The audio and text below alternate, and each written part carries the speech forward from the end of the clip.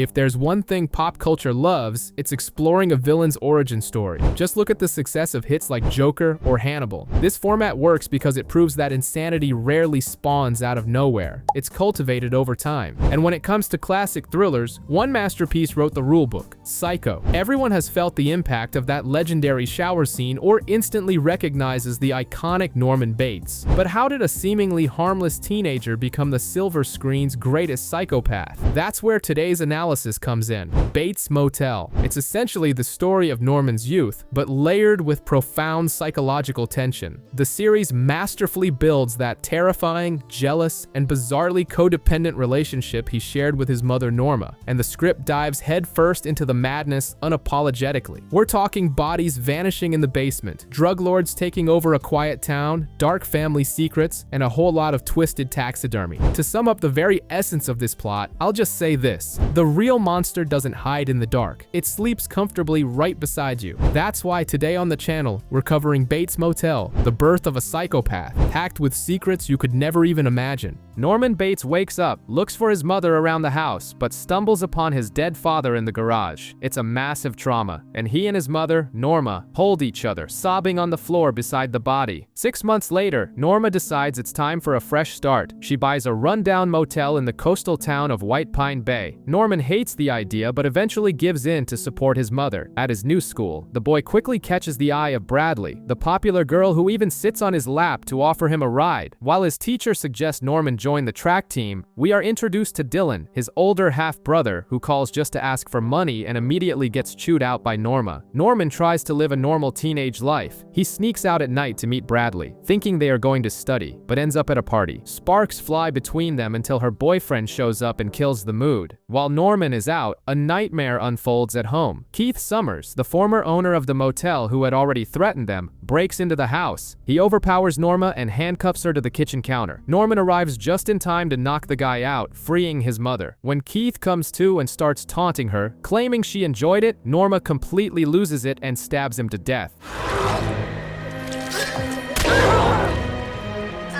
From then on, survival mode is activated. Mother and son clean up the bloody mess and hide the body in the bathtub of one of the empty rooms. Amidst the chaos, they find a bizarre sketchbook hidden under the carpet. The police show up to investigate, and the tension goes through the roof when Deputy Shelby decides to use the exact bathroom where the corpse is stashed. In true classic suspense fashion, the cop flushes the toilet but doesn't pull back the shower curtain. The next day, Norman is a wreck, throwing up at school, where he meets Emma, a girl with cystic fibrosis.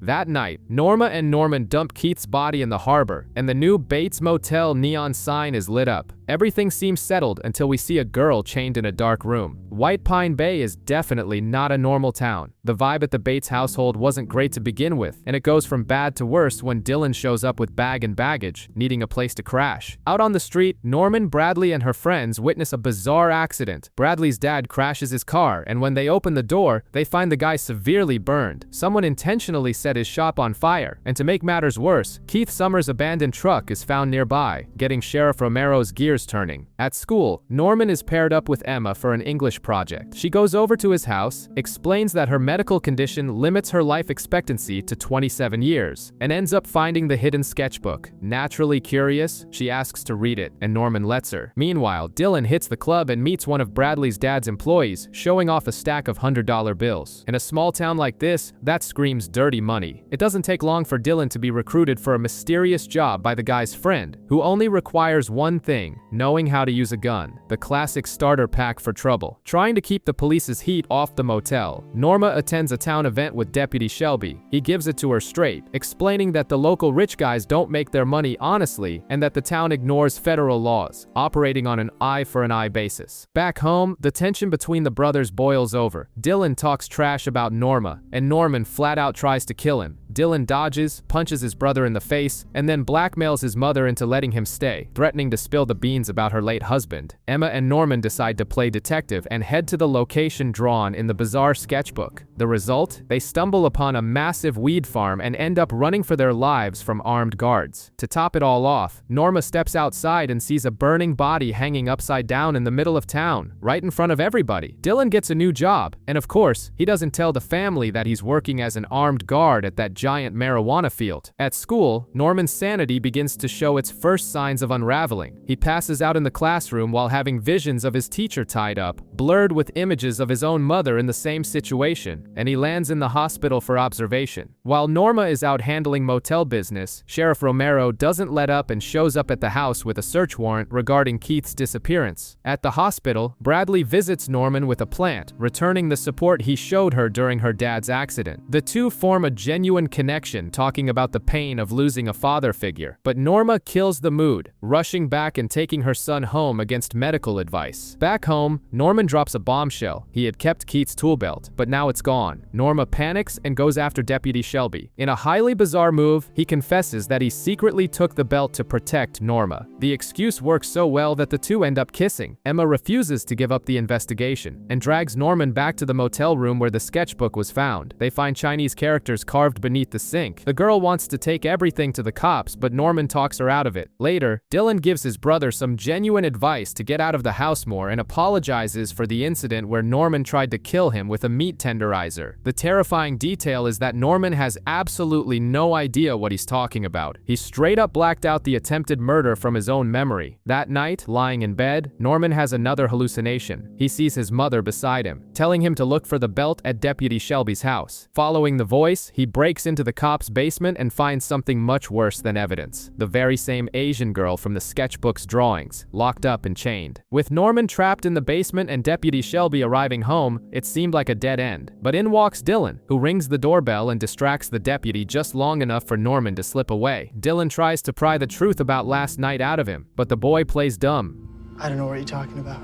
I'm not in any trouble. I'm not gonna tell Mom.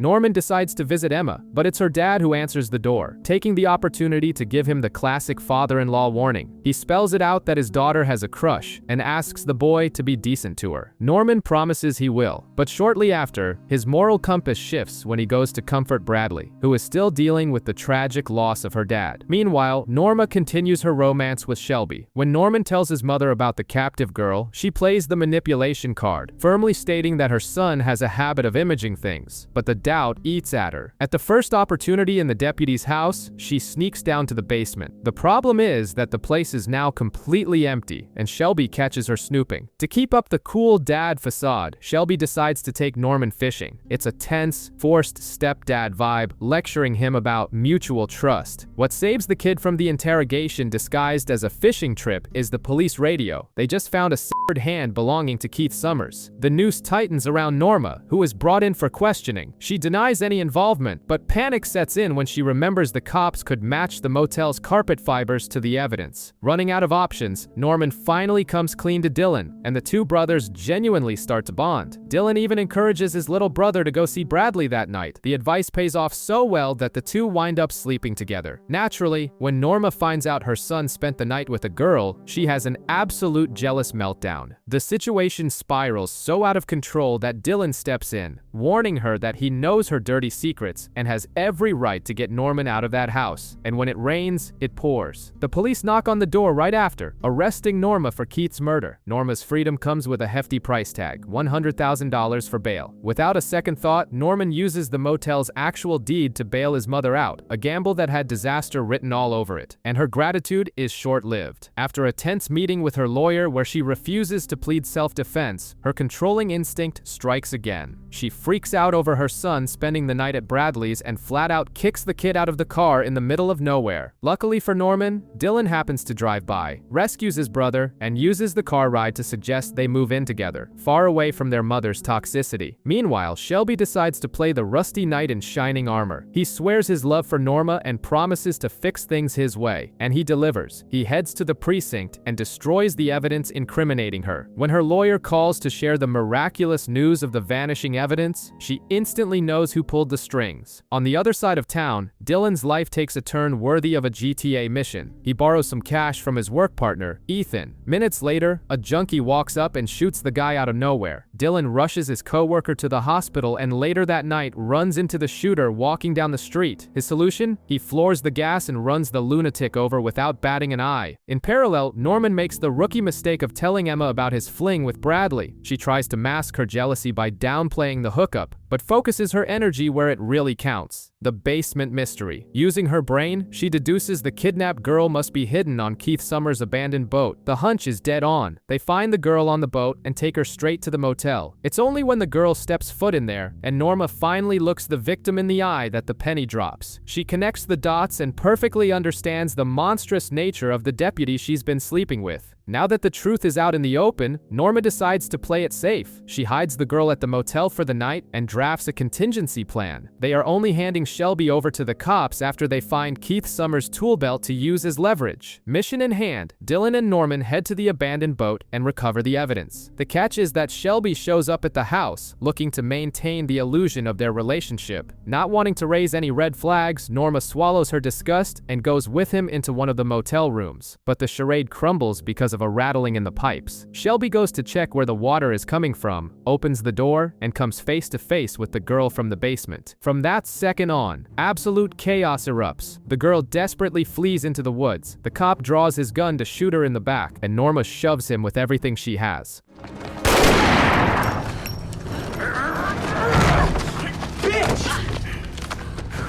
At that precise moment, Norman and Dylan arrive, bluffing that they threw the belt into the ocean. Shelby's patience snaps. He holds everyone at gunpoint and in the heat of the tension, physically assaults Norma. This is the ultimate trigger for Norman. The boy flies into a blind rage and lunges at the cop, but it's a completely mismatched fight. He ends up getting thrown against the wall and gets knocked out on impact. What follows is a visceral cat and mouse shootout between Dylan and the deputy through the house. Norma manages to drag Norman to the car, but despair hits when she realizes she left the keys in the room. The suspense is pushed to the limit until a figure stumbles out of the house. It's Shelby, with bullet wounds to his face and abdomen. He still raises his arm to try one last shot, but collapses dead on the lawn. With the threat eliminated, Dylan takes a deep breath and says their only way out now is to tell the cops the whole truth. That's when Norma plays her final card, revealing in a flashback the family's darkest secret. The one who actually killed Norman's father was Norman himself. He had a blackout identical to the one he just experienced in order to protect her, and he remembers absolutely nothing. She begs for Dylan's help to protect his brother, and the crushing weight of that truth sets in right as the police sirens begin to flash on the horizon. Romero arrives at the crime scene, takes the smoking gun from Dylan's hand, and surprises everyone. Instead of making an arrest, he orders the whole family inside the house and listens to Norma's full story. The sheriff then decides to cover it all up. The official version now is that he killed Shelby himself in an epic shootout. Norma almost cries with relief, but Dylan is visibly frustrated about not getting the credit for taking down the bad guy. The next morning, Norman is having a very intense dream about Bradley. So intense that when Norma walks into his room unannounced to talk about birds, he has to make that desperate tactical adjustment under the covers. It's the absolute epitome of teenage awkwardness. The atmosphere in the house remains tense. Dylan announces that as soon as his arm heals, he's moving to his new place and wants to take his brother with him. Outside, a strange guy named Jake Abernathy shows up looking for the late Keith Summers. Shortly after, with the typical audacity of someone hiding something, Jake rents the first room at the motel, even though everything is still under renovation. Meanwhile, Norman ditches Emma, pretending to be sick. To comfort the girl, Norma takes her for a drive. The conversation turns to Bradley, and Norma goes into full maternal FBI mode. She crashes the girl's yoga class, recognizes the blonde who had previously knocked on their door, and immediately starts picturing the two together. The result? She hires Emma to work at the motel, securing a trusted spy. Far away from there, Norman finds a stray dog, names him Juno, and gets attached in a split second. But the kid's nerves are on edge. He gets into a fight with his mom, runs over to Bradley's house, and gets the worst possible rejection. She tells him they aren't a couple, and that she feels nothing for him. Anger takes over Norman. He runs off, but she chases after him, and gives him a comforting hug. The boy goes back home devastated, only to see poor Juno get run over in the street. Crying with the dead dog in his arms, he gets a peculiar idea and tells his mom to drive to Emma's dad's house. The kicker? The guy is a taxidermist. Emma's dad, Will, not only agrees to take the dead animal, but also decides to teach Norman the noble and disturbing art of taxidermy, a totally normal hobby for a teenager who already has enough issues. Speaking of issues, the school calls Norma to complain about the boy's behavior. She ends up agreeing agreeing to send Norman to a therapist. The irony hits hard when the therapist suggests that in fact, it's Norma herself who has serious control issues over her son. Naturally, she doesn't react well to that. In the teen storyline, things really go sour. Bradley finds out Norman has been going around saying they slept together and confronts him, calling what happened a mistake. Norman, in turn, blames Emma, who spread the gossip just to defend her friend from the school's mean girls who said he'd never have a chance with Bradley. Back at the motel, the walls are closing in. Jake Abernathy lays his cards on the table with Norma and reveals he knows absolutely everything about Shelby and Keith Summers. Her reaction is immediate and impulsive. She kicks the guy off the property.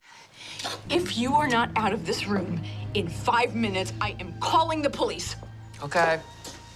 To make up for losing a guest, Norma takes the opportunity to rent several rooms to some guys who work in the weed fields with Dylan. Thrilled with the new clientele, she invites her oldest son to dinner as a thank you. The problem is, when Norma goes into her own bedroom to get ready, she's met with a highly unpleasant surprise. Someone left a little warning gift on her bed: Zach Shelby's autopsied corpse. The bizarre vibe seems to have permanently infected Norman's subconscious. He now spends his nights dreaming about drowning Bradley in a bathtub. It's the kind of red flag that would make any psychiatrist break a cold sweat. To make matters worse, Norma receives a threatening note after the horrifying corpse on the bed incident. Desperation kicks in. She simply puts the motel up for sale and decides the best solution is to flee to Hawaii with Norman, because of course, blackmail problems magically vanish on a tropical beach. At school, his teacher, Blair Watson, is fascinated by a short story Norman wrote and asks his mother's permission to publish it. Since Norma isn't exactly in the right headspace for this, Miss Watson decides to bypass maternal authority and publishes the text herself. Meanwhile, Emma, in a rare moment of rebellion, accepts a spiked pot cupcake from one of Dylan's friends and decides to see where the weed high takes her. Dylan can't escape the drama either. He and Bradley are investigating her father's office and end up finding old love letters exchanged between the deceased and a mysterious woman identified only as B. Back at the motel, Norma's escape plans fall apart. The real estate agent informs her that the property is practically unsellable. As if the news wasn't bad enough, she gets in her car and comes face to face with an armed Jake Abernathy in the back seat. He lays it all out. Shelby owed him $150,000 over a criminal scheme. The message is loud and clear. Either Norma delivers the cash at the docks the next night, or she and her sons are dead. Cornered and out of options, she agrees. Norma goes to Romero, but since trust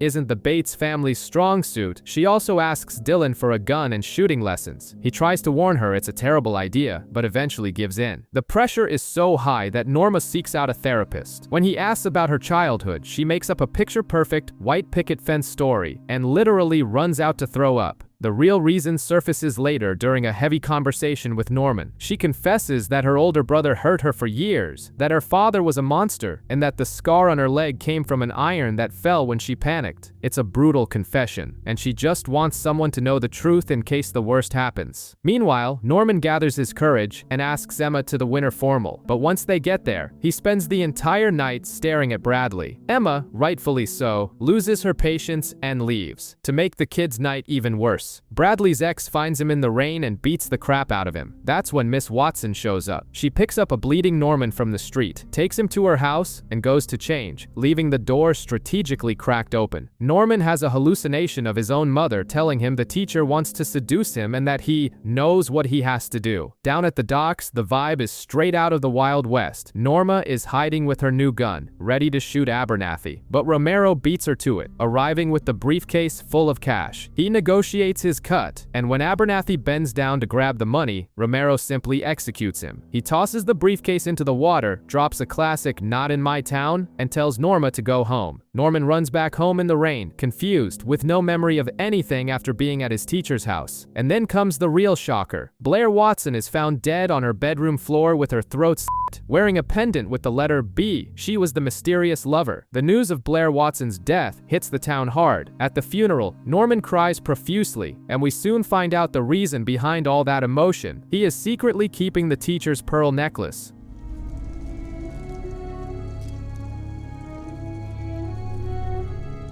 At the same time, the revelation that Bradley's father was having an affair with Blair causes the girl to snap, drive drunk, and jump off a bridge. 4 months go by. Incredible as it may seem, things at the motel are going great. Business is booming, Emma is still working there, and Norman has found a new hobby, spending his days in the basement practicing taxidermy. Norma's peace, however, is short-lived. She finds out the town is going to build a highway bypass that will kill the motel's traffic. Her diplomatic instincts take over, which means storming the city council meeting and screaming at everyone. Bradley is discharged from the psychiatric clinic and decides to ignore all of Norman's letters. Her focus now is revenge. She goes after Gil, her father's former boss, to demand answers. Dylan tries to warn the girl and explains the whole soap opera. Gil hated her father because Blair was the daughter of the rival drug trafficking family, but Bradley is already too far gone to listen to the voice of reason. At home, Norma confronts Norman about his bizarre obsession with his teacher's death. He admits he was at Blair's house, that she took off her clothes in front of him, and that he conveniently blacked out. He swears someone must have broken in after he ran away. Bradley, meanwhile, decides to take matters into her own hands. She goes to Gil's house, pretends to play along with his disgusting seduction game, and suddenly pulls out a gun and shoots him in the head. In full panic mode, she runs to the only place she can think of and bursts into Norman's room, begging for help. The Bates basement is becoming the busiest room in the house. That's where Norman is now hiding Bradley after Gil's murder. While the boy goes out to buy hair dye for her disguise and meets a new girl named Cody, Norma deals with her own paranoia. Worried about her son's blackouts, Norma decides to consult a doctor, except, in a spectacular lapse of logic, she asks her gynecologist, pretending the problem is about her sister. Upon hearing that the blackouts could be a severe mental disorder, Norma's defense mechanism is brilliant. She forces Norman to audition for a local production of South Pacific with her, thinking some quality time will cure everything. On the streets, the drug war is starting to heat up. Romero meets with Nick Ford, the rival kingpin who also happens to be Blair Watson's father. With tensions rising and Dylan's boss shooting hostages out of sheer paranoia, Romero takes the pragmatic route. He decides to pin Blair's murder on a random pothead whose DNA was also at the crime scene, completely ignoring a second unidentified sample. While making her son's bed, Norma lifts the mattress and finds Blair's pearl necklace alongside her obituary clipping. Any normal person would connect the dots and call for help, but Norma just puts everything back exactly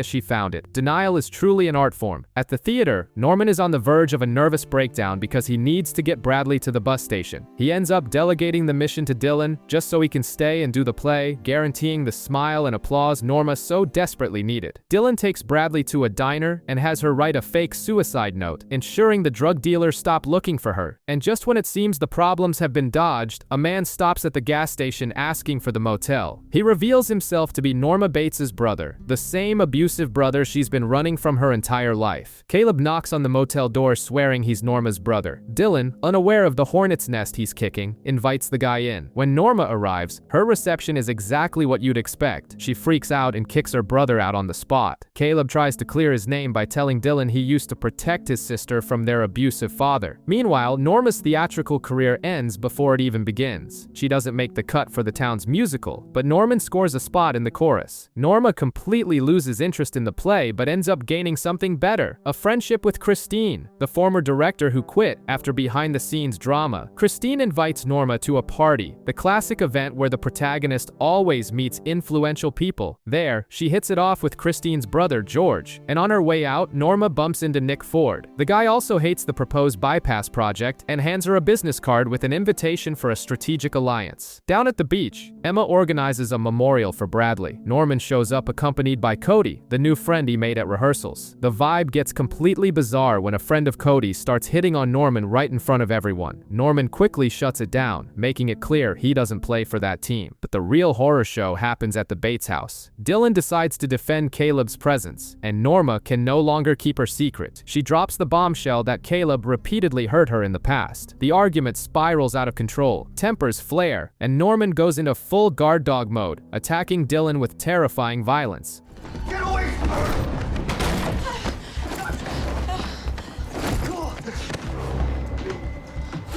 The fight only stops when Norma, in absolute desperation, screams the truth nobody was ready to hear. Caleb is Dylan's biological father, a bombshell worthy of a classic Jerry Springer episode. Dylan's hangover is so brutal that he passes out inside his own truck. Emma finds him and asks Norman to help drag his brother into one of the motel rooms. Norma decides to care for her son and gathers the courage to confront Caleb once and for all, but her willpower evaporates in the parking lot and she drives away in tears. When Dylan wakes up, reality hits even harder than the hangover. He vents to Norman about the heavy burden of being Caleb's son. Norman tries to be the understanding brother, saying it doesn't change who he is, but Dylan baits him, suggesting that Norman also has dark secrets hiding inside him. This plants a seed in the boy's head, and he goes straight to interrogate his mother. Obviously, Norma denies everything. Getting no answers at home, Dylan decides to handle things his own way. He corners Caleb and gets his money back before the man skips town. While the family falls apart, Norma is dragged to a fancy double date arranged by Christine. The chemistry with George is great until Christine's husband mentions the damn bypass, which instantly kills Norma's mood. At least George isn't scared off by her outburst, and makes it clear he wants to see her again. Across town, Cody has the brilliant idea of beating Caleb up to make him leave for good. Norman even agrees to go to the guy's motel, but backs out at the last minute. The peace doesn't last long though. After overhearing a brutal argument where Dylan accuses Norma of using him only as an outlet, Norman's mind simply snaps. He returns to Caleb's motel alone, but not as Norman. He fully assumes his mother's persona. Speaking of himself in the third person, Norma says she stayed quiet for too long and lunges at Caleb with a knife. The size difference speaks for itself. Caleb knocks the boy to the ground, kicks him in the chest, and flees. Far away, Sheriff Romero threatens drug lord Zane Morgan and pays the price by watching his own house burn down. Norman, completely lost in a trance inside a coffee shop, is rescued by Cody. The boy's mind is fully blacking out. Cody is behind the wheel trying to figure out what the hell just happened to Norman. He swears the blackout was a first-time thing and begs her not to tell Norma anything. Like a good rebel, she agrees to keep his secret. Meanwhile, Dylan's new life includes sleeping at the weed warehouse. He's woken up with water to the face and the news that Zane set Sheriff Romero's house on fire. And as if poking the bear wasn't enough, Zane invites Dylan to lunch. The problem is Romero intercepts Zane on the way and gives him the beating of a lifetime. Zane arrives at the restaurant bleeding, but with a smile on his face. The calm lasts exactly until they step out onto the street and a car drives by, shooting up the place. Dylan, playing the action hero, shoots back, but ends up getting run over and loses consciousness. He wakes up in the hospital face to face with Zane's sister, who reveals herself to be the real drug boss and thanks him for his loyalty by paying all his medical bills. Back at the motel, the doors open for a new guest, Romero, in need of a roof after the fire. Norma tends to the sheriff's wounds, and the chemistry between the two is palpable.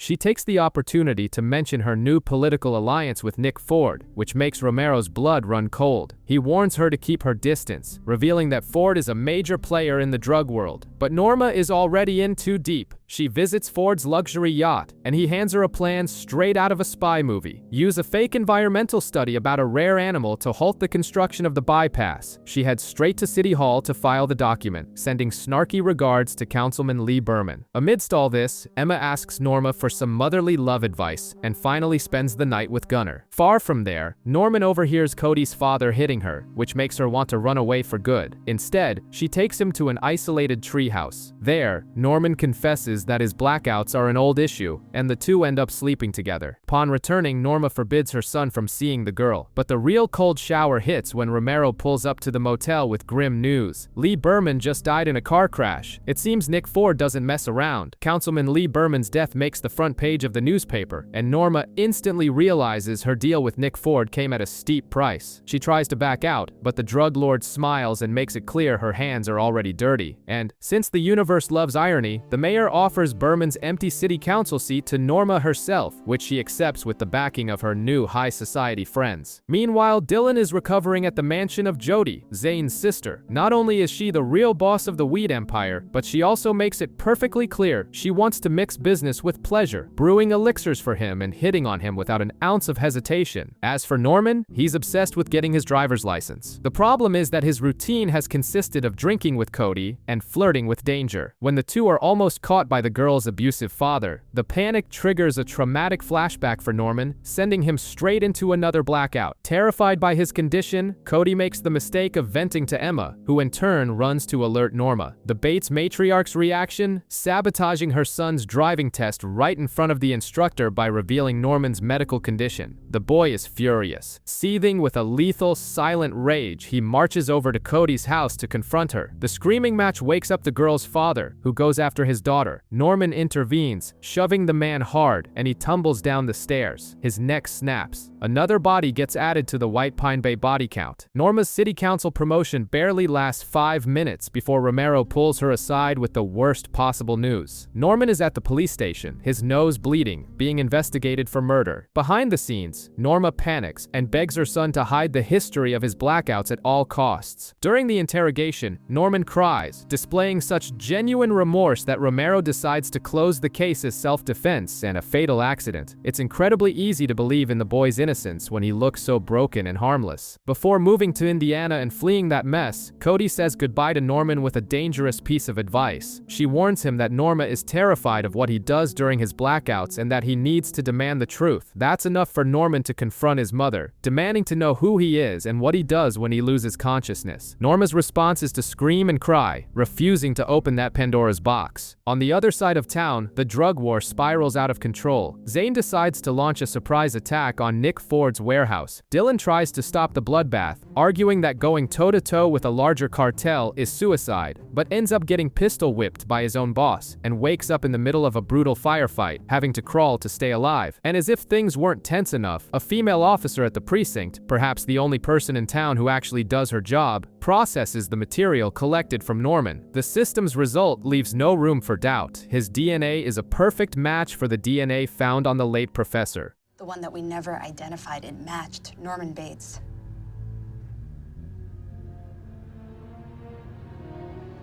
With the DNA secret threatening to blow up, the atmosphere at the Bates Motel becomes unbearable. Norman isolates himself in the basement, taking out his frustration by taxidermying owls, while Norma tries to pretend life is normal. But Nick Ford knocks on her door to remind her that, in the underworld, favors are meant to be called in. He demands that Norma set up a meeting between him and Dylan, using the councilman's death as blackmail. Dylan, by the way, survived the shootout and is trying to run damage control after Zane's attack. When he finally sits down with Nick Ford, the Kingpin's proposal is straightforward. Dylan has to kill Zane or the drug war will wipe everyone off the map. Left with few options, Dylan goes to Jody. With chilling coldness, she essentially gives him a free pass to eliminate her own brother. Desperate to escape this chaos, Norma decides to go on a date with George. In the middle of a fancy wine-fueled dinner filled with success stories, she has a massive inferiority complex crisis, comparing her trauma-filled life to the guy's magazine cover perfection. She freaks out and runs, but instinct speaks louder. She turns around, bursts into his house, and they end up in bed. While Norma tries to have her romantic moment, the storm comes crashing down on Norman. Literally. In the pouring rain, Romero corners the boy at the motel. The sheriff lays his cards on the table. He says an innocent man has just been convicted of Blair Watson's murder, and, knowing about the DNA evidence, demands that Norman tell the truth about that night. In full-blown panic, Norman runs to his room. He grabs the teacher's pearl necklace, his macabre trophy, to try to calm down, but he hears a noise downstairs. Investigating in the dark, one of Nick Ford's goons grabs him from behind, knocks him out with chloroform, and kidnaps him. All this in the dead of night, while his mother is in another man's arms. Trapped inside a metal box in the middle of nowhere, baking in unbearable heat, Norman is held captive. Nick Ford gives Norma an ultimatum. Either Dylan kills Zane or Norman is dead. It's one of those no-win situations. Trying to save himself, Norman forces a breakout but is quickly grabbed by Ford's henchmen. The real problem is what falls out of his pockets, a newspaper clipping about Blair Watson's death and her famous pearl necklace. When those pearls end up in Nick Ford's hands, it clicks. He realizes that the boy he kidnapped is none other than his own daughter's killer. Meanwhile, Dylan fails his mission to kill Zane. With no way out, he goes to Ford to deliver the bad news. The tension erupts, and in a desperate bid to defend himself, Dylan ends up killing Nick Ford with a fireplace poker, way before he can find out where Norman is hidden. A beautiful slice slice of tragic irony. Back in town, things are also falling apart. Romero informs Norma that Norman and Blair slept together, and she cuts George out of her life for good. But the true terror unfolds inside that metal box. Trapped, suffocating, and completely losing his grip on sanity, Norman has a hallucination of his mother promising to protect him. It's the perfect trigger for his mind to snap. The blackout he had at Blair Watson's house finally clears up, and he remembers everything. He remembers slitting the teacher's throat right after they slept together, and that he kept her necklace as a grisly trophy. When the sheer weight of being a murderer finally hits him head-on, the only thing Norman can do is scream. Running through the fields, fleeing the crime scene, Dylan runs smack into Sheriff Romero's cruiser. He instantly confesses to killing Nick Ford. Romero, pragmatic as always, heads to the compound, finds Ford's body, and beats Norman's location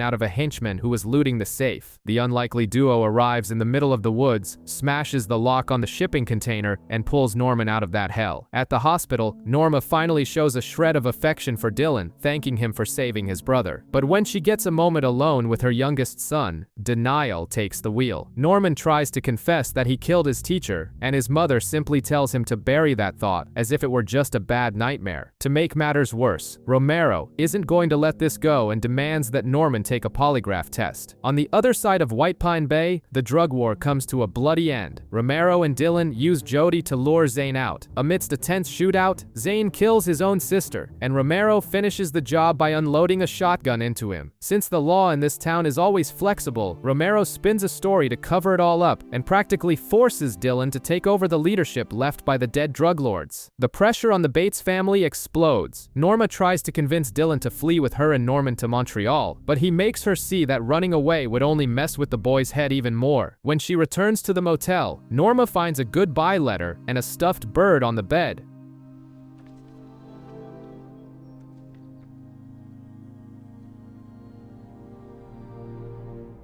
Desperate, she runs into the woods and finds Norman with a gun, ready to kill himself out of fear of hurting her during one of his blackouts. In a panic-stricken scene, she reveals that it was he who killed his abusive father and threatens to kill herself alongside him if he pulls the trigger, permanently sealing this bizarre codependency between the two. He yields and agrees to live. It's time for the lie detector test. When asked point blank if he killed Blair Watson, Norman's mind fractures. He hears the voice of his inner mother taking the blame for the murder and telling him to keep the secret. Faithfully believing this, he answers no. The test shows no deception. He passes, and insanity wins the round. Summer goes by. Norman turns 18, and guess where Dylan finds his brother? Sleeping in the same bed as their mother. Dylan tries to warn her that the situation has crossed all boundaries of acceptability, but Norma refuses to see any problem. It's the first day of senior year. Norma practically drags Norman out of the car, but the attempt at normalcy is incredibly short-lived. Right in the cafeteria, he comes face to face with a brutal hallucination of Blair Watson with a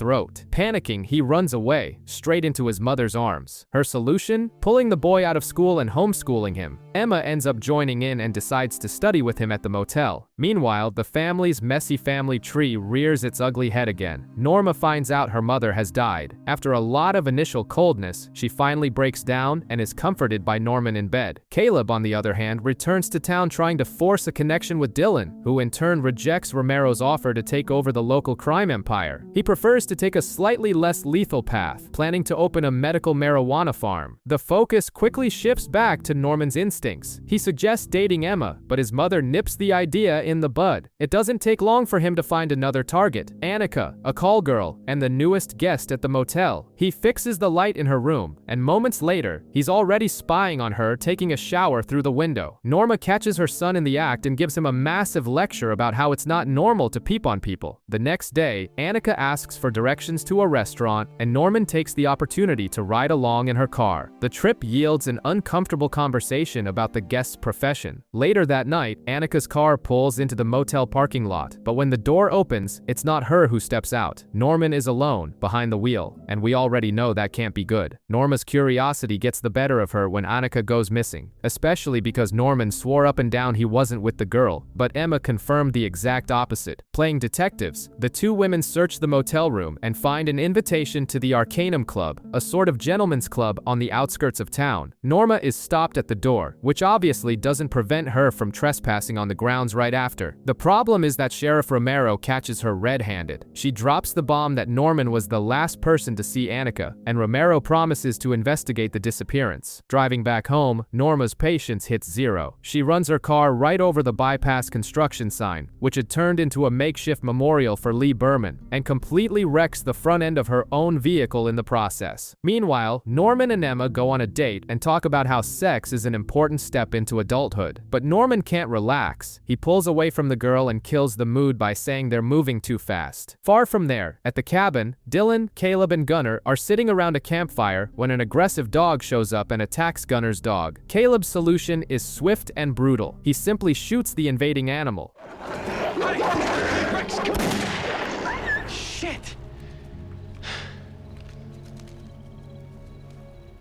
The next morning, a neighbor named Chick Hogan shows up looking for his dog. Dylan and Caleb lie straight to his face. Chick doesn't buy the story and leaves a thinly veiled threat hanging in the air about tipping off the DEA to Dylan's crops, which forces Caleb to strike an uncomfortable deal so they both stay out of each other's way. Norma gets home and finds Norman waiting on the stairs. The next day, tension escalates in town. A dog finds the corpse of a blonde woman, dressed only in her underwear, floating face down in a lake. The corpse in the lake brings Norma straight to the morgue at Romero's request. To her relief, it's not Annika, but the girl's disappearance continues to loom like a shadow over everyone. Romero also takes the opportunity to meet with Bob Paris, the head of the Arcanum Club, and the conversation quickly touches upon the inevitable sheriff election. Trying to grasp some sense of normalcy, Norma heads to the community college for a business class, but goes to the wrong room and walks into a psychology class. True to form, she digs her heels in and refuses to give up her seat to the professor himself, James Finnegan. They bump into each other in the parking lot later. He hands her a card, offering her the chance to talk whenever she wants. She crumples the paper up like trash, but at the last second, decides to keep it. At the Bates house, a hippie appears out of nowhere to drop off some marijuana plants for Dylan. Emma decides to do him a favor by taking the delivery up to the farm, and ends up meeting Caleb, whom Dylan introduces merely as his uncle. Dylan asks her to keep his presence there a secret, and Emma promises to keep her mouth shut. Things get seriously heavy when Romero shows up to interrogate Norman about his relationship with Annika. The boy can no longer handle his own mother's lack of trust, guided by the voice of mother in his head. Reminding him of when he was locked in the box, Norman submerges himself in the bathtub, trying to recover his memory regarding the girl's disappearance. The strategy works a bit too well. He gets a clear vision of Norma killing his father. She saves him before he completely drowns and puts him to bed. When Norma goes to lock up the motel for the night, Annika finally shows up, but the reunion is short-lived. She is bleeding from a gunshot wound to the abdomen and collapses. Before dying in Norma's arms, Annika hands over a flash drive, calling it a gift for her and Norman. Norma calls the police, but the damage is already done. Sirens blare outside the motel, and Norman heads down to the office, only to come face to face with Annika's lifeless body, torturing himself with the doubt of whether he had anything to do with it. Dylan arrives home, and Norma quickly sends her youngest back to bed. Norma's priority now is figuring out what's on that flash drive, and she recruits Dylan to try and crack the encryption, making Norman increasingly suspicious of their little clique. Meanwhile, Romero becomes obsessed with finding the connection between Bob Paris, Annika's death, and the dead girl in the marsh. Trying to take Norman's mind off things, Emma invites him on a picnic. The problem is that Norma has already played the overprotective mother card, warning her son that having sex with Emma could kill her due to her fragile health. They find an abandoned cabin in the woods, things heat up, but Norman freezes before anything happens, and parrots his mother's warning. Furious, Emma storms off, throwing in his face that she didn't know Norma was invited to the date too. It's the kind of buzzkill that would traumatize any teenager. In town, Caleb hides when he sees Norma while out shopping with Gunnar using money he shouldn't have. Dylan confronts him over the unauthorized purchase of lumber for the barn, and mid-argument, Caleb takes a nasty fall. Since he has a warrant out for his arrest, the hospital is out of the question. As Dylan tends to his injuries, Caleb opens up about their family history, recalling that he and Norma only had each other growing up. Back at the motel, Dylan catches an intruder ransacking the office for the mysterious flash drive and kicks him out at gunpoint. Norman, already exhausted by all the secrets, silently tails his half-brother back to the farm. Once there, the bomb drops. He finds Caleb. Dylan tries to defuse the situation, telling Norman he could destroy the only chance he has at a united family, but Norman has lost his patience. chaos. He swears Norma will know the whole truth and speeds away. The hangover from all the secrets begins to take its toll. Dylan wakes up sleeping in his own truck, while Norman wakes up confused, mistaking Dylan for their mother, blurting out right away that he needed to tell her the truth. The problem is, the truth is far from being told. On the road, Norma's situation goes from bad to worse. Her car is run off the road by one of Bob Paris's henchmen, who leaves a very clear message. He wants the flash drive back, and to prove the threat is serious, Romero later finds one of Bob's associates dead in the middle of nowhere. Amidst all this mob chaos, Norman remains focused on what really matters to him, being the weirdest son in the world. He breaks into his mother's closet, finds one of her dresses, takes a bizarre sniff, and hides the garment under his own mattress. It's the kind of scene that makes it clear the boy is losing his grip.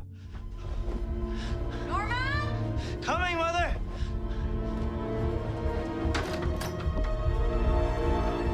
Later, in the basement, he confesses to Dylan that he is dead jealous of his relationship with their mother and, surprisingly, offers to help tell her about Caleb hiding at the farm. Meanwhile, Gunnar manages to hack into the flash drive and discovers it's full of heavy financial intel. Norma, pragmatic as ever, goes to Sheriff Romero and cuts a deal with Bob Paris. She gives back the flash drive in exchange for guarantees to build her long-awaited motel pool. Negotiating with the mob to build a leisure area is peak Norma Bates. But the relief is short-lived. When she gets home, Dylan gathers the courage to tell her that Caleb, her abusive brother, is back. The reaction is explosive. Norma freaks out, grabs her things, a gun, and speeds off in her car, leaving her sons behind while Norman screams desperately from the porch. Norma's escape leaves a trail of destruction in the house. Norman completely loses control, throws things at the wall, and blames Dylan for everything, right up until his brother delivers a solid punch to knock him out and make him stop freaking out. Far away, Norma ignores dozens of messages from her son and, in a dramatic flare only she could pull off, throws her phone on the ground and shoots it. She flees to Portland, buys new clothes, trades in her car, and ends up at a bar, where she's nearly assaulted in the parking lot but manages to escape unharmed. Back in White Pine Bay, things are much more lethal. Romero takes a bullet to the chest in the middle of a parking lot but survives, warns Norma about the danger over the phone, and still finds the strength to execute his rival, Marcus Young,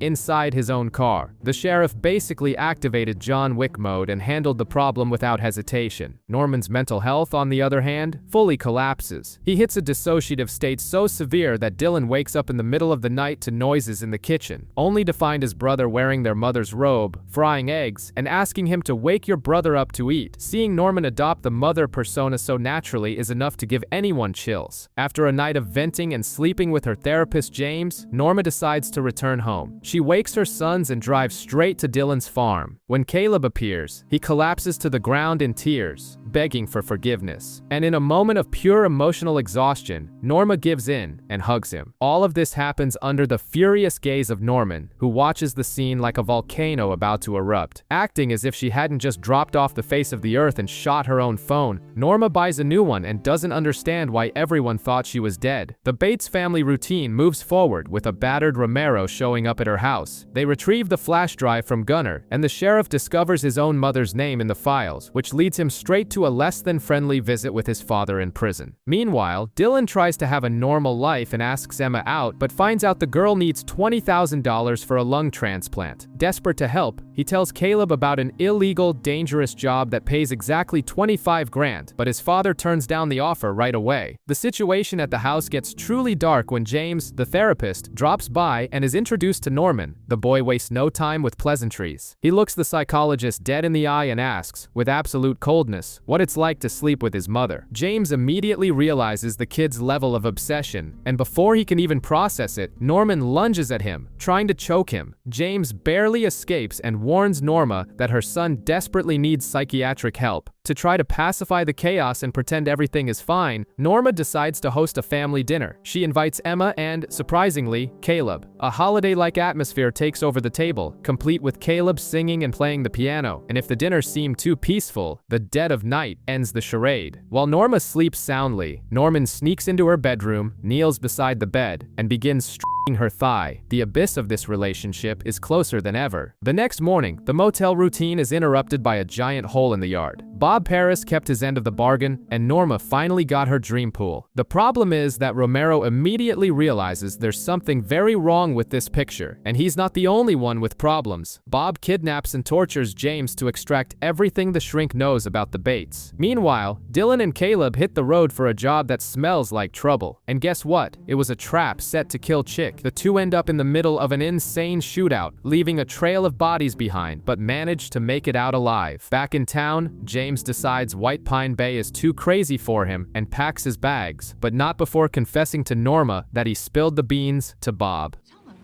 I told them everything. Not about Norman. Tell me you didn't say anything about Norman. You said that I could tell you anything and it would be safe. To make matters worse for Norma, Romero confronts her about her past. When she insists on the lie that Norman's father died in an accident, the sheriff gets tired of the bullshit. He turns his back and ends their friendship right there. The walls are closing in, and Norma decides to confront Norman in the basement. She tells him James knows the truth about his father's death, which obviously sparks a heavy argument. The boy's mind can't handle the pressure. He suffers another blackout and runs off after his dog Juno. It is in the midst of this frantic escape that the past literally knocks on his door. He runs into Bradley, who is not only alive but has returned to town. If coming back from the dead is complicated, imagine finding out your mother got over your loss by turning your bedroom into a gym and getting a new boyfriend. That's exactly what Bradley finds when she tries to go home. Norma's situation is also crumbling. She tries to bluff Bob Paris using the flash drive, but he throws it in her face that she's lost all her leverage. In a moment of pure desperation, Norma breaks into and tosses Romero's house, only to discover the FBI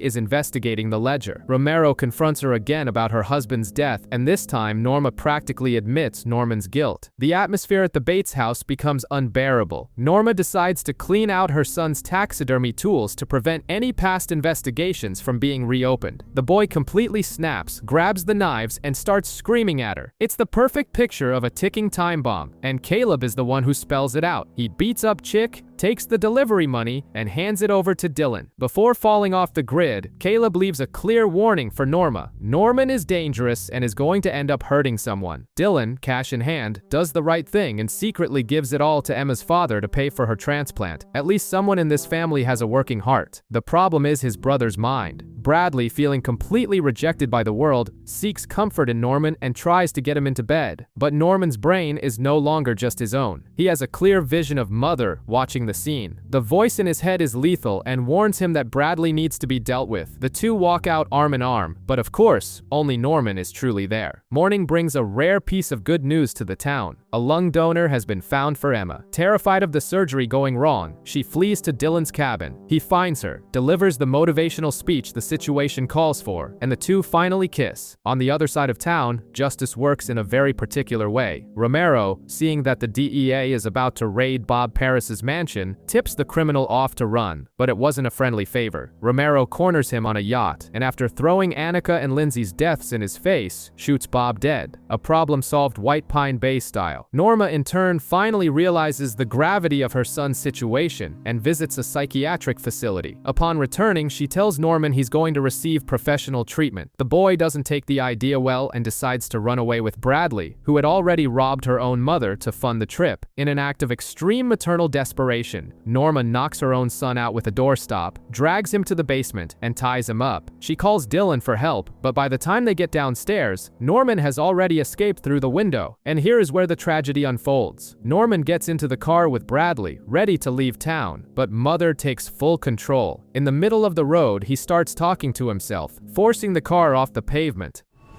Pull over. What? Norman! The killer persona inside him drags Bradley out of the car, chases her into the woods, and repeatedly bashes her head against a rock. When Norman regains consciousness, he doesn't see his blood-soaked hands as his own fault, but his mother's. Loyal and submissive, he puts the body in the trunk and sinks the car into the lake. By the water's edge, he receives an affectionate hug from Mother, who promises they will be together forever. The scene ends with Norman standing there, embracing absolutely nothing. The problem with trying to cover your tracks is that the dirt always always shows up somewhere else. While Romero sinks Bob Paris's body to the bottom of the lake with the coldness of a veteran mobster, Norman wakes up in the middle of nowhere, covered in blood and arguing with his imaginary mother. The result? He attacks a farmer, gets knocked out cold, and wakes up strapped to a gurney in a psych ward. Norma spirals into absolute despair. She finds out where he is, but the reception is far from friendly. Since Norman is 18, she has no power to just sign him out, and the doctor throws her negligence in never treating the boy right in her face. Out of options, she goes to the luxurious Pineview facility but runs into a waiting list and the need for a medical referral. Norma's solution? Go after Romero and propose marriage to the sheriff just to get on his health insurance. A bold move, to say the least, which Romero immediately turns down. In Portland, Emma survives the lung transplant. The mood should be one of relief, but her biological mother, Audrey, decides to show up. Emma's father kicks her out of the hospital, and the woman decides to check in right at the Bates Motel. Norma, finding out who she is, tells the woman to pack her bags and stay away from her family. Pressured by the threat of child services getting involved, Norma manages to take Norman home. The next day, she makes a brutal mistake. She locks Norman in his room and leaves. He breaks down the door, puts on his mother's robe, and fully assumes her persona. When Audrey knocks on the door looking for Emma, it's Mother who answers. With chilling coldness, she asks how Audrey had the nerve to abandon her own daughter and strangles her to death with her own scarf. Breakfast at the Bates house has a heavy taste of suspicion. Norma tries to feign normalcy, telling Norman he blacked out for 24 hours and omitting the fact that she locked him in his room. But his mind projects vivid images of Norma dragging Audrey's body into the basement. He confronts his mother, swears he will protect her, and declares that from now on, he's taking control of everything. Romero, meanwhile, decides to act as White Pine Bay's most unlikely guardian angel. He tells Norma to fill in the hole in the yard and, in a surprising move, goes to the Pineview facility. Using Bob Paris's dirty money, he bribes the director, secures a spot for Norman, and lets Norma know the marriage of convenience is on, and the forms are already on their way via fax. The problem is that Norma decides to get into the mud of the yard's hole and finds Audrey's glove. Norman catches her there, acting with disturbing possessiveness. And to make matters worse, he's the one who answers the fax and reads the committal forms. That is when his sanity shatters completely. He hallucinates his dead father, who convinces him that Norma is the real psychopath of the family. During dinner, the tension explodes. Norman accuses his mother of killing Audrey, Blair Watson, Bradley, and her own husband. Convinced she needs to be stopped, he grabs the gun she had hidden in her room. His twisted logic points to a single tragic way out, a murder-suicide so they can be together forever. Norma locks herself in her bedroom, calls Romero, and manages to stall Norman long enough for the cavalry to arrive. Cornered and confronted by his own mother, Norman lowers his guard, signs the committal papers, and is taken away. The silence in the Bates house is deafening. Looking at Norman's empty bed brings a crushing weight of guilt to Norma, but bureaucracy waits for no one. The first step of the new routine is the wedding at City Hall. Norma and Romero play the perfect couple for the witnesses, and the sheriff provides the rings and a movie-worthy kiss to convince the skeptics. At Pineview, Norman discovers that belts are banned and therapy is inevitable. Right in his first session with Dr. Edwards, he drops all the responsibility in Norma's lap, stating she's the one who needs treatment, not him. Sometimes, a person might think someone needs help because they are actually the one that needs help. Following protocol, the clinic bars Norma from seeing her son for 72 hours, leaving the matriarch on the verge of a breakdown. To keep up appearances in town, Romero moves into Norma's house. What seemed to be just a business arrangement takes on a different tone during a wine-fueled dinner, where Norma opens up about her past and Romero jokingly calls her Mistress Romero. He acts like a true partner, buying a new coffee maker and hiring men to fill up the damn hole in the yard. But the ground takes its toll. The workers find Audrey's earring in the dirt and hand it to Norma, driving another nail into her paranoia. When the waiting period finally passes, Norma goes to visit her son. She takes off her wedding ring, expecting their usual emotional reunion, but is met with pure hatred. Norman ruthlessly rejects her, stating he will never forgive her. Crushed, Norma goes home and collapses into Romero's arms. Comfort turns into romance, and the two end up in bed, turning their sham marriage into something brutally real. And while the mother finds a little peace, the son prepares for war. war. Locked in solitary confinement after an outburst, Norman asks to see Dr. Edwards and drops a bombshell. He accuses his mother of being clinically insane and murdering people. The doctor warns him that this claim will have to be reported to the authorities. With calculated coldness, Norman agrees. The vibe at the Pineview Psychiatric Hospital is far from great. Norman is having visions of his mother attacking his father and of the late Blair Watson, and only snaps back to reality when his meds arrive. He swallows the pills just to prove he took them, but immediately throws them all up in the bathroom. Revolted by his confinement, he teams up with Julian, a fellow patient, breaks into an office, and calls Dylan, warning him that Norma is in danger and everyone's secrets are about to leak. Dylan tries to calm his brother down, which only makes Norman angrier before he hangs up on him. Meanwhile, Norma and Romero's life starts to feel like a real marriage. He suggests a joint account and invites her to a winter festival. Norma initially refuses so she can visit Emma, who is moving to Seattle with Dylan. But after giving it some thought, she changes her mind and shows up at the festival to surprise him. The romantic mood is only interrupted by Rebecca, who has unfinished business with the sheriff, a safety deposit box belonging to Bob Paris with $3 million,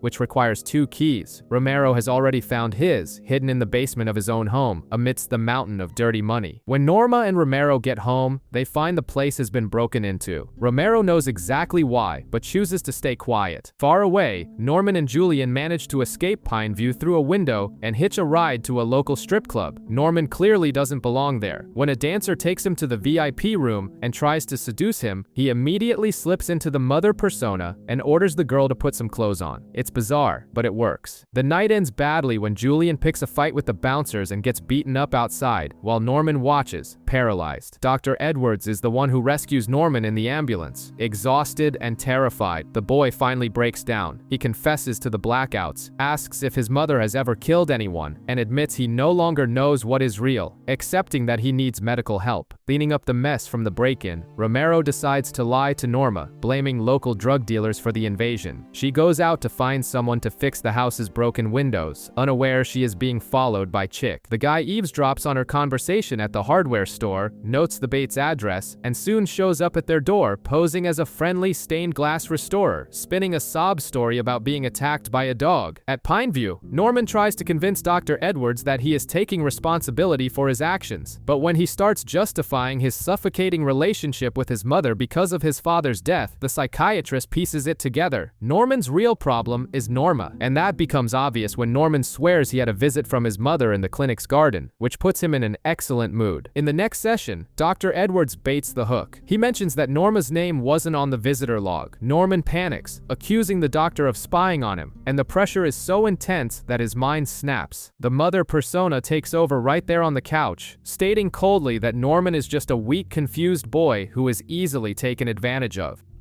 I think he is a very weak, confused boy. Easy for people to take advantage of.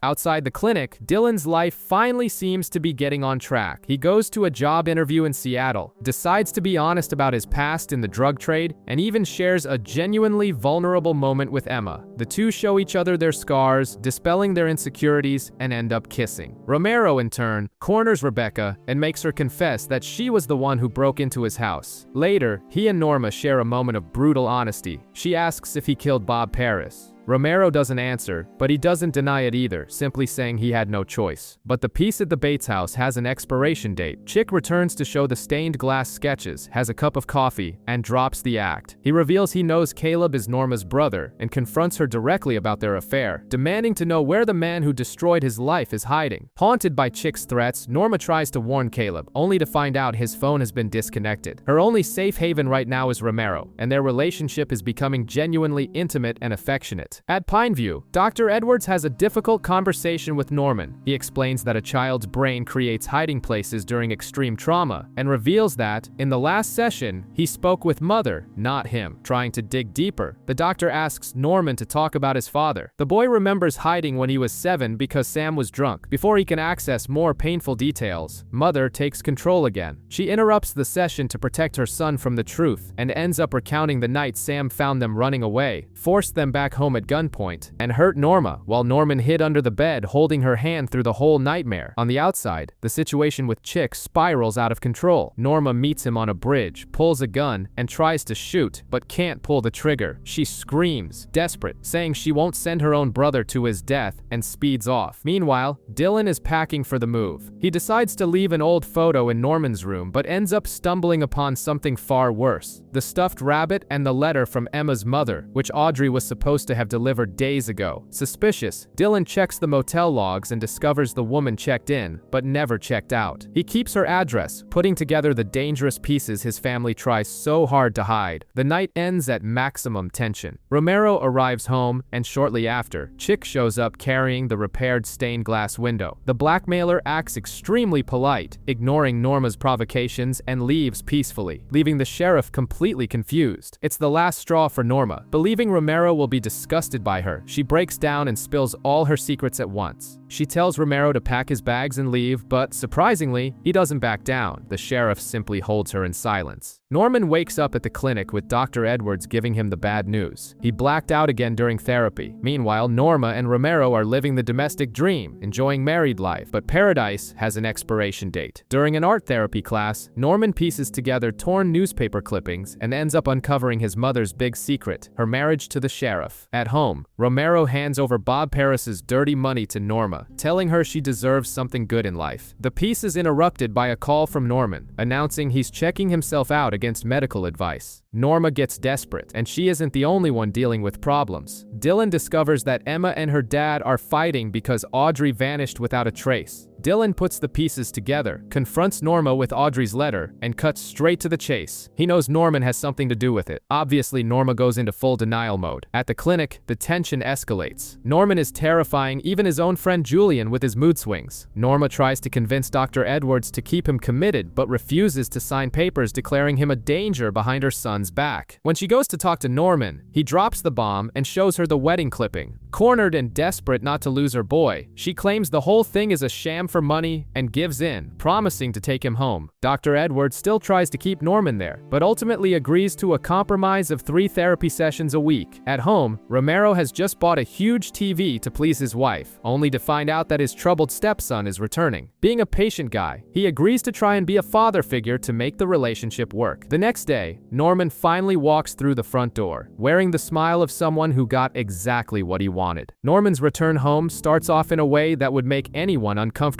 The furnace breaks, the house is freezing, and his solution is simply to crawl into bed with his mother. The next morning, he begins to notice the changes to his territory: new curtains, his bedroom turned into a sewing room, and Romero's unmistakable footprint all over the place. He wastes no time. Norman goes down to the police station, sits across from Romero, and with the politeness of a refined psychopath, informs the sheriff that he can ask for a divorce now. After all, he's back, he's getting a job, and he'll be taking care of his mother. Romero is left completely speechless. Meanwhile, at the airport, the DEA tightens the net around Rebecca, offering her immunity if she gives the sheriff up for Bob Paris's murder. The family dynamic reaches peak awkwardness when Dylan and Emma drop by to get a Christmas tree. Norman pretends to be thrilled, but Dylan finds Audrey's stuffed rabbit in his brother's room. The suspicion turns into a blaring fire alarm in his head. During the outing, Norma finally gathers the courage to tell the truth about her love for Romero. Norman's reaction? He throws up. Literally.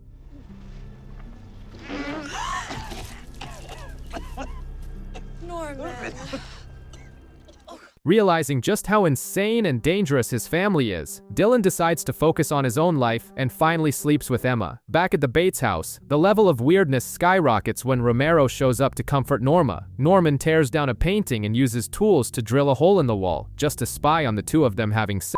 The next day, ignoring a repairman's warning not to turn on the cracked furnace, Norma tries to force some family bonding by inviting Romero to dinner. The atmosphere is unbearable. Norman acts with fake politeness until he completely explodes, warning them that no one will come between him and his mother. Outside, the anger boils over. Romero tries to have a man-to-man talk, but Norman grabs an axe. For a split second, it looks like the sheriff might lose his head, but Norman just hacks up a shed and runs off to his room. Spooked and realizing the very real danger, Romero decides to spend the night at the house. The morning dawns heavy. Romero slept on the couch and tries to warn Norma about the danger Norman poses, but she sticks to her usual speech about how the two of them are parts of the same person. When Norman goes to therapy, he completely snaps, accusing Romero of being an opportunist who wants to keep him away from his mother to get her money. Out of options, Romero seeks out Dylan to do what Norma refuses to do: involuntarily commit Norman. To do this, they need the signatures of 2 family members. Dylan agrees, and the urgency only spikes when Emma finds Audrey's earring in Norma's coat. Dylan confronts his mother definitively, demanding she admit her youngest son is dangerous, and warns her that he and Romero are going to commit him. Dylan leaves devastated, telling Norman to get help. And what does Norma do? She runs to tell her son everything and then tears into Romero at his office, telling him she will never trust him again. Meanwhile, the DEA tries to get Rebecca to wear a wire against Romero, but the sheriff sees right through the trap immediately and walks away. The true point of no return happens in the attic. Norman finds Audrey's suitcase, puts on her dirty coat, and stares into the mirror. The reality of the monster he's become finally seems to sink in. When Norma returns home, completely devastated after breaking up with her husband, she writes a goodbye letter to Romero, leaves her wedding ring with it, and lies down in bed to cry. Norman comes in, lies down next to her, sings her a song, and promises that the two of them will run away to Hawaii. It's actually a sweet scene, if you forget who we're dealing with. As soon as his mother falls asleep, Norman goes down to the basement and turns on the cracked furnace. He closes all the air vents in the house, leaving only the one in Norma's room open, and goes back to lie beside her. Weeks of tension come to an end when Romero arrives, finds the house locked, and breaks a window. He discovers the bedroom filled with gas and drags them both out into the hallway. Romero desperately performs CPR on Norma, but she doesn't respond. Amidst the chaos, Norman wakes up coughing, looks at the sheriff crying over his wife's motionless body, and merely whispers, "Mother." The paramedics are loading the bodies. Norman, semi-conscious on the stretcher, watches his mother's body being taken away in another ambulance. Romero is left alone on the stairs, already having to deal with Detective Chambers. The cop shows him Norma's letter with the ring, noting the whirlwind 2-week marriage, but Romero already has a clear hunch. Norman had a hand in this. At the hospital, the news hits like a ton of bricks. Norman finds out Norma died from carbon monoxide poisoning. The last person he wants to see appears: Romero. Norman freaks out, throwing it in his face that he tried to warn him, and Romero completely loses it, pinning the kid to the wall and swearing to uncover the truth. The return home is somber. Norman flushes his meds down the toilet, sets the table for 2, and sleeps in his mother's bed. At the morgue, Romero breaks down crying upon seeing his wife's body and slides the wedding ring back onto her finger. Meanwhile, Norman deals with his grief by smashing the living room TV and bad-mouthing Romero to the detective. At the funeral home, he drops off a blue dress for his mother and makes a peculiar request: no embalming. After all, he knows a thing or two about taxidermy. Upon seeing the body, he hallucinates that she opened her eyes, notices the wedding ring, angrily yanks it off, and leaves. Romero is in full revenge mode and beats up the furnace repairman to confirm whether Norman knew about the leak. To make the isolation worse, Dylan calls just to let him know he changed his number and is cutting ties for good. The funeral is an absolute disaster. Only Norman shows up. In the middle of his eulogy, he has a meltdown and starts screaming at the corpse for abandoning him. Romero arrives, takes the ring back, and a full-blown brawl breaks out right there.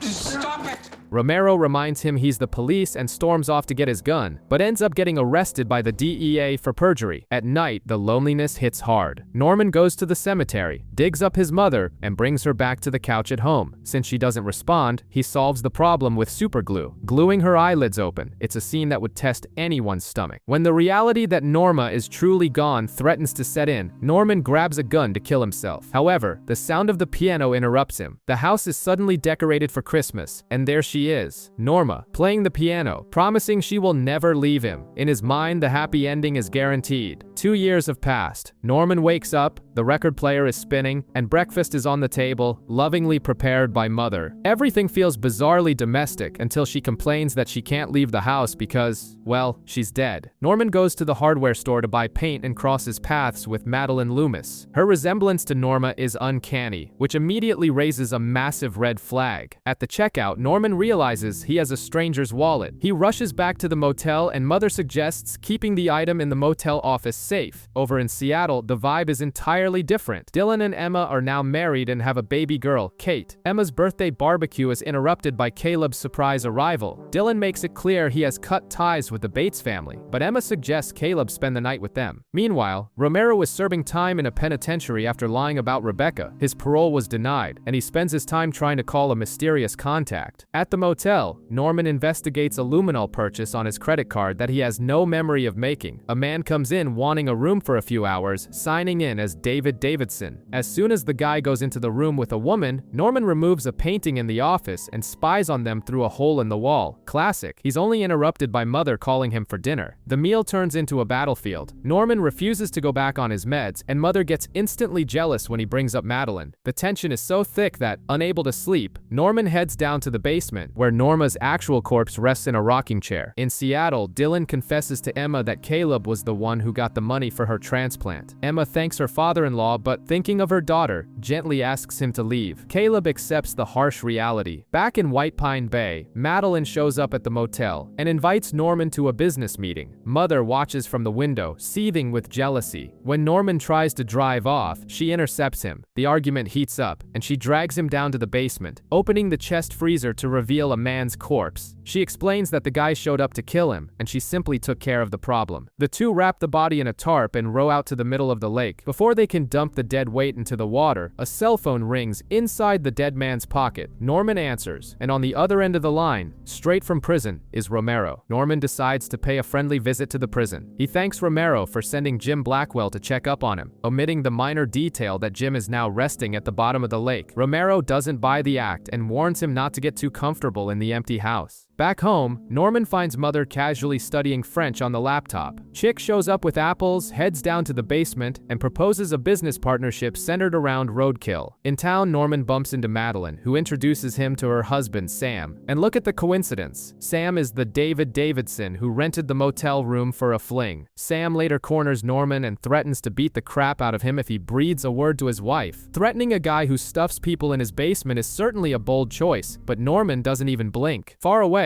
Caleb arrives in White Pine Bay and finds it odd that the Bates house is empty and a mess. Upon checking into a motel, he discovers the crushing truth. Norma committed suicide 18 months ago. He visits the cemetery and breaks down upon seeing her headstone, which already has a plot reserved for Norman. In prison, Romero picks a fight, ends up in the infirmary, and confesses to the doctor that he wants to be transferred to a work farm. Grief still consumes him, and revenge is his only goal. The double date with Sam, Madeline, and a friend is a total cringe fest. Norman takes every chance he gets to take jabs at Sam. In the restroom, Mother appears to give her 2 cents, but he kicks her out. She doesn't give up though. She hides in his car and is shocked to see that Madeline is a younger clone of her. Frustrated, Norman heads to a bar, where Mother's personality takes control, orders a bourbon, and complains about the burden of caring for a sick son.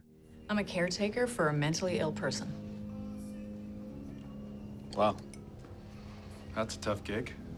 Yeah, you're not kidding. At the same bar, Chick is writing in his journal when Caleb walks in. The two get into a fist fight. Caleb vents that he tried to warn Norma about the danger and storms out furiously. The night culminates in absolute chaos. Norman, drunk, returns home and puts on one of his mother's dresses. Caleb breaks into the Bates house shortly after, goes down to the basement, and comes face to face with his sister's corpse. Before his brain can process the horror, he is knocked out from behind by Norman, dressed in Norma's clothes. Chick, who had followed Caleb there, watches the scene in shock. Norman, fully immersed in the persona, looks at him and drops the line, "Well, now you know, Chick, I'm still alive." Caleb wakes up chained in a basement, coming face to face with his sister, except it's not Norma, but Norman operating in full mother mode. When Caleb tries to appeal to her emotions by mentioning that Dylan and Emma had a baby girl, Mother actually gets somewhat sentimental, but still refuses to let him go. To make matters worse, Chick comes downstairs and officially accepts the role of accomplice and caretaker of this madness. A few hours later, Norman wakes up in his own bed with no idea how he got there, while Chick covers everything up. The psychological tension hits its peak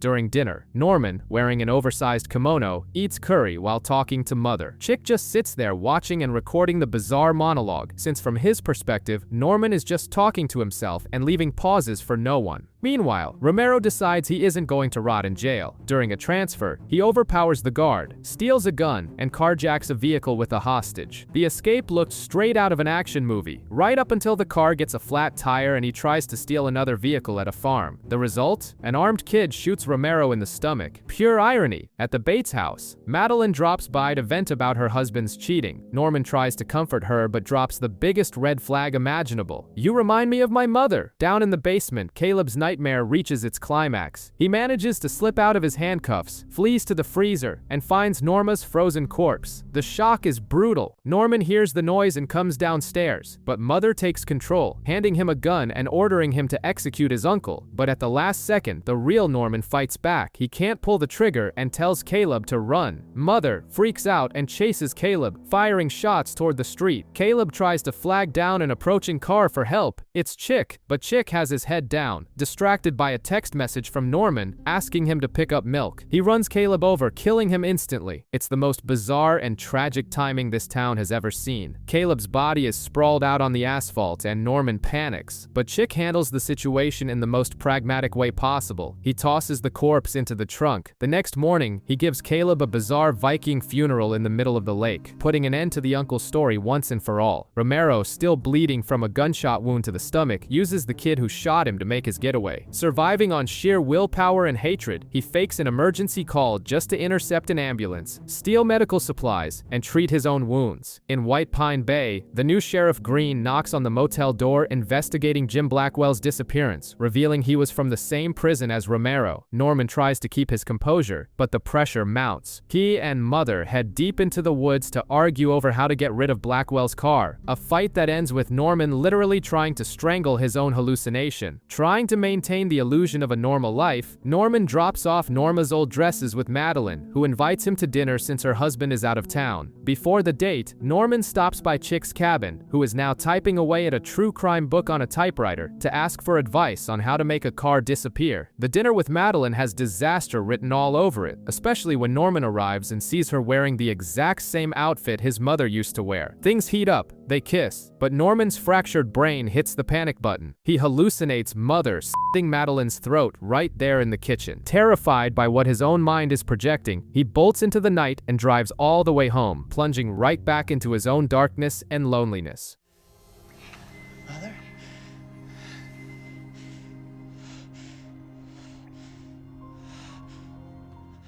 Norman wakes up nauseous, with scratches on his shoulder and no memory of the night before. Mother is completely gone, leaving behind only a matchbox from a bar called the White Horse. In Seattle, Dylan's house of cards collapses. He finally confesses to Emma the real reason he cut ties with his family: Norman's mental illness and his involvement in Blair Watson's murder. He also admits his fear that Norman might have killed Emma's mother. Needing space, she opens Dylan's laptop and discovers the worst possible news online. Norma Bates committed suicide over a year ago. Meanwhile, we meet Marion, Sam's mistress. Tired of empty promises and drowning in debt, she receives a briefcase containing $400,000 from her boss to deposit at the bank. In an impulsive decision that changes everything, she steals the money, stashes it in her car, and goes on the run to find Sam, giving off a vibe that any classic thriller fan will spot from a mile away. Norman decides to investigate his blackouts and asks Madeline for a ride to the bar, but not before destroying her marriage by revealing that Sam takes another woman to the motel. Inside the bar, the mystery deepens. The patrons recognize him. He grabs his car keys, finds a pair of lace panties in the back seat, and his brain completely short-circuits.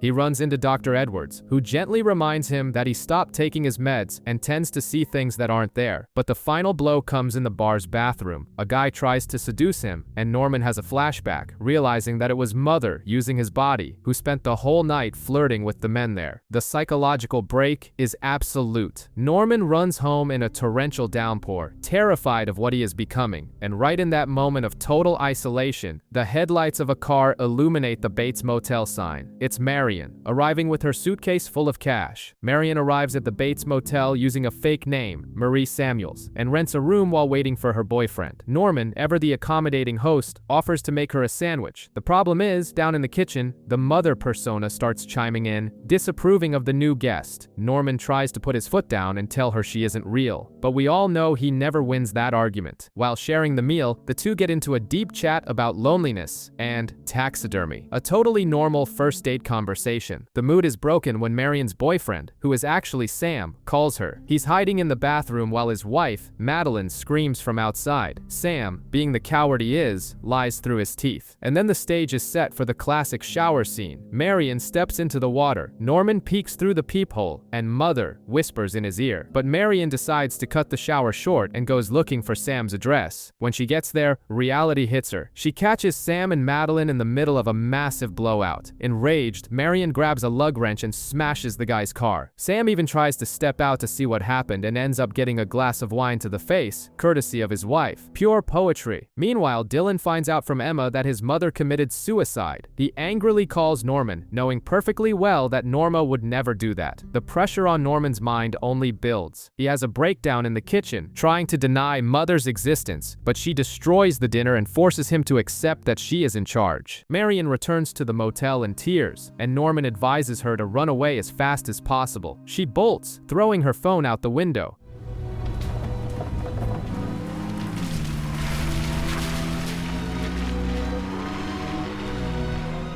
Shortly after, Sam shows up, wanting to fix his mess. Mother convinces Norman that Sam is exactly like his late father, a selfish piece of trash. Norman grabs a butcher knife, heads to the room, and in a twist worthy of the original movie, Sam is the one who gets stabbed in the shower. When the adrenaline wears off, Norman looks at the bloodbath and finally grasps the weight of what he just did. That's when Mother takes over the logistics and orders him to wrap the body in the shower curtain. They load the stiff into Sam's car and head to the lake. The only problem is, when they get there, the police are already pulling another body out of the water. It's that age-old problem. When you use the same lake to dump all your victims, eventually, the jig is up. The solution is to throw Sam into an abandoned well and ditch the car at a junkyard. The next morning, Sheriff Green shows up at the motel and tells him that Jim Blackwell's body was fished out, along with several others. Norman's blood runs cold. Fearing a search of the property, he decides it's time to relocate his mother, wheeling Norma's corpse in a wheelchair to bury her deep in the woods. Elsewhere, Romero continues recovering at Maggie Summers' house, already looking for his gun. He has a very clear goal, and it definitely doesn't involve having a friendly chat with his stepson. Dylan makes a surprise appearance at the Bates house. He walks into a disaster zone and tries to figure out what's going on. Norman feeds him some lame excuses, and Dylan takes the opportunity to share that he married Emma and had a daughter. But the emotion hits hard when Dylan enters their mother's old room and breaks down crying. Mother, of course, hates his presence and whispers to Norman that his brother needs to disappear. Dylan's situation worsens when he discovers that Norman's therapist has been missing for a year. To top it off, he bumps into Madeline, who is looking for her missing husband. Dylan, already connecting the dots, gives it to her straight. Norman is mentally ill. The family confrontation takes place in the kitchen. Dylan tries to be the understanding brother, begging Norman to get back on his meds. Norman caves and swallows the pill, but Mother refuses to give up control so easily. In an absurd and intense scene, she smashes a glass over Dylan's head and tries to stab him. What Dylan sees, however, is just Norman violently fighting himself on top of the table. When Norman finally snaps back to reality, he does the unthinkable. He grabs the phone, dials 911, and confesses to murdering Sam. Still dazed, Norman sits down and waits for the cops. When the officers arrive, Dylan promises to get his brother a lawyer. At the station, Norman gives up the exact location of the well where he dumped Sam, but the sheriff thinks he's just looking for attention. In the cell, what little sanity Norman had left goes down the drain. Mother shows up furious that he protected Dylan, forcing the boy to vomit the meds into the toilet and knocking him out cold. When the sheriff returns, Mother is the one who answers, fully in charge and ready to manipulate the system. She tries to invalidate the confession by claiming a psychotic break due to a lack of medication, but the sheriff doesn't back down and formally charges him. Dylan hires a heavyweight defense attorney, Julia Ramos. When Julia goes to speak with her client, she comes face to face with Mother, who suggests with a cynical little smirk that someone else killed Sam. Her plan is bold. In an official statement, Mother pins places the entire blame on Madeline. She spins a tale where the widow discovered the affair, killed her husband, threw him in the well, and seduced Norman into taking the fall. When the sheriff interrogates Madeline, the poor woman is completely bewildered. As she leaves the precinct, Madeline looks back and sees Mother staring right at her through the glass with a spine-chilling glare. For Dylan, the nightmare gets another layer. The sheriff informs him that the second body pulled from the lake belonged to Audrey Ellis, Emma's biological mother. It's a gut punch for Dylan, who now has to deal with the fact that his brother murdered his mother-in-law. While the police search the well, an armed Romero finally arrives at the Bates house. Following ghostly visions of Norma, he heads down to the basement and finds a bizarre scene. Chick Hogan, sitting inside a giant freezer, hammering away at a typewriter. Looking like a rejected character from a Stephen King novel, Chick starts delivering a monologue about how he's writing a true crime book about Norman's life. Romero, having zero patience for eccentric speeches, solves the problem with a single bullet to the writer's head. Back at the station, Mother waits confidently. However, the police and sniffer dogs have just found Sam's body in the well. The sheriff enters the interrogation room and drops the hammer. In addition to Sam, Norman is officially being charged with the murders of Jim Blackwell and Audrey Ellis. The walls are closing in.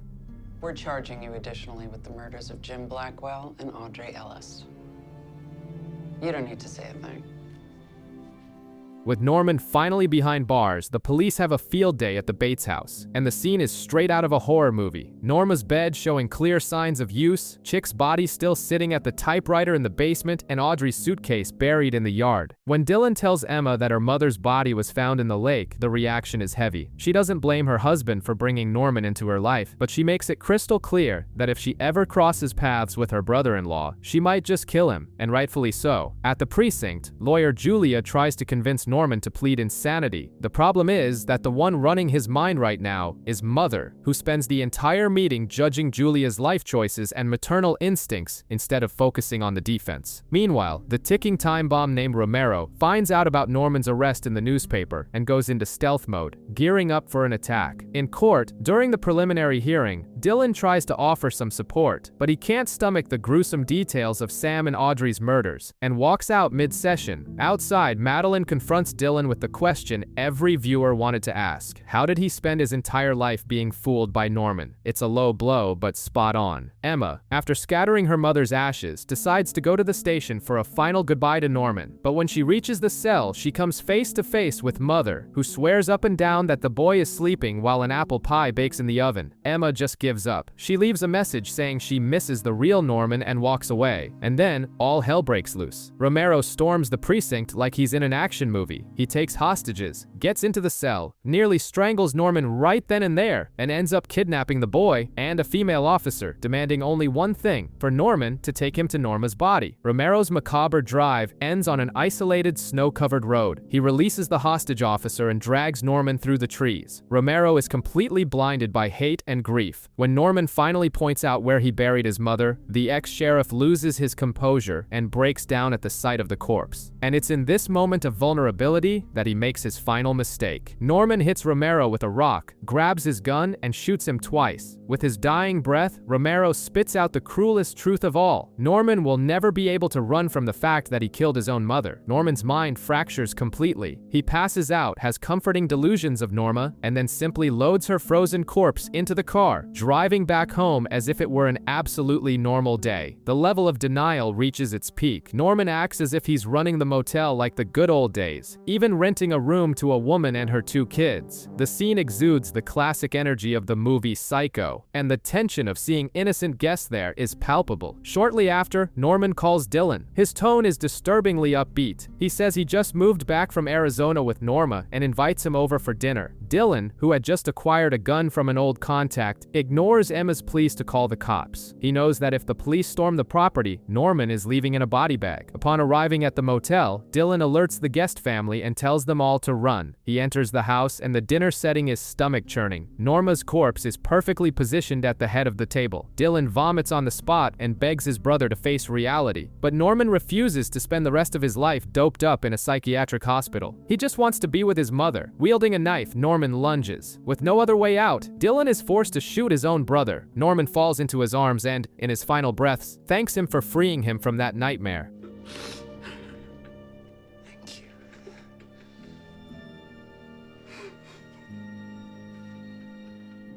Years later, life goes on. The Bates Motel is sold by Zhao, who incredibly survived all the town's trauma and became a real estate agent. Dylan and Emma finally get their happy ending on the streets of Seattle, far away from the bloodshed. And Norman? He finally rests in the only place he ever wanted to be, buried side by side with Norma.